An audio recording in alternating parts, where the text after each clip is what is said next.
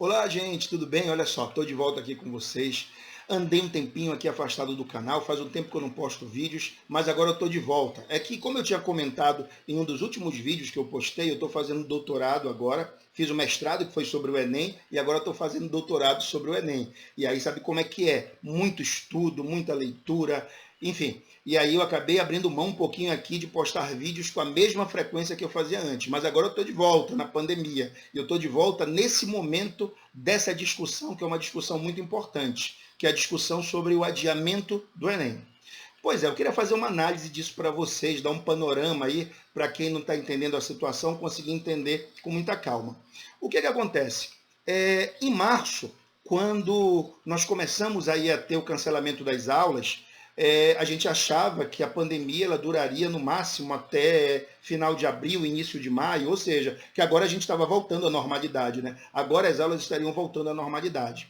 E aí o que acontece? Isso não ocorreu. O pico que aconteceria final de abril, início de maio, agora já se fala em junho, há quem fale em julho, e aí a gente não tem data para que as aulas retornem. Com isso, toda a educação básica parou. Toda a educação básica parou, toda a educação superior parou, enfim, até a educação infantil. Mas falando sobre o Enem, o que interessa mais é o ensino médio. Então a gente tem um ensino médio aí que está paralisado. É fato também que os egressos do ensino médio são a maioria. O que é egresso do ensino médio? Aqueles que já terminaram o ensino médio, aqueles que vão fazer o exame pela segunda vez. Então, representa o maior contingente de inscritos no Enem. Os alunos que são ainda concluintes do ensino médio, realmente eles são a menor parte. Eles não são a maior parte, mas eles não podem ser excluídos, eles não podem ser deixados de lado. A gente tem que pensar que esses garotos, eles tiveram a preparação deles comprometida. Então é preciso que se pense nisso.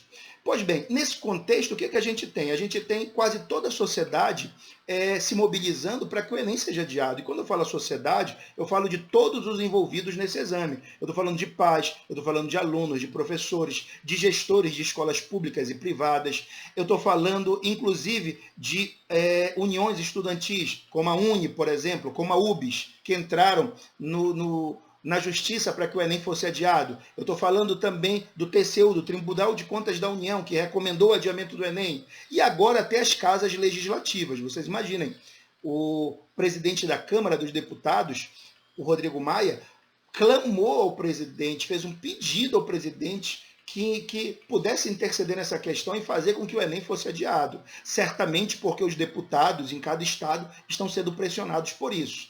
Hoje, dia 18 de maio, o presidente do Senado, o Davi Alcolumbre, ele disse que ele já vê a possibilidade de colocar em votação no Senado o adiamento do Enem. Por quê? Porque os senadores também nos seus estados estão pressionados por isso. Contrariamente a todos os apelos, contra tudo e contra todos, só tem duas pessoas.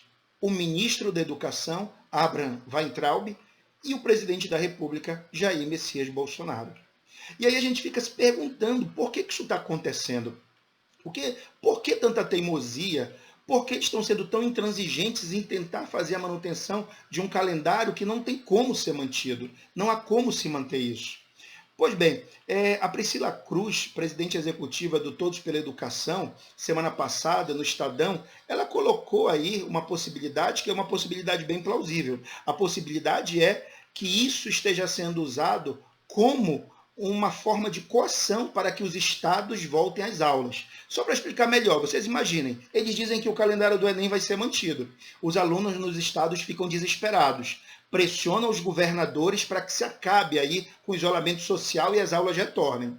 Voltando às aulas, muitas outras atividades começam a retornar a reboque, que essa daí é a vontade, inclusive, do presidente da República e, claro, tem o apoio do ministro da Educação. Então, a Priscila Cruz ela fez uma colocação com uma colocação forte, mas que tem muito mesmo, muito fundo de verdade, que me parece muito coerente, mas muito coerente mesmo. E se for isso, é uma coisa realmente abominável. É alguma coisa mesmo assim desprezível colocar as pessoas em risco por conta só de questões políticas. Pois bem, né? Essa é uma análise aí que a gente pode fazer dessa situação. Vamos ver que desdobramentos vão ter. Assim que eu tiver alguma novidade, eu posto outro vídeo aqui para vocês, para que a gente possa se manter atualizado, tá bom? E olha, não esquece, se gostou desse vídeo aí, dá aquela mãozinha lá, aquele joinha, dá aquele like pra gente, compartilha, pede para alguém se inscrever no canal, porque aqui você sabe, hein? É Desvendando o Enem com Jorge Castro. Beijo para todo mundo. Tchau, tchau.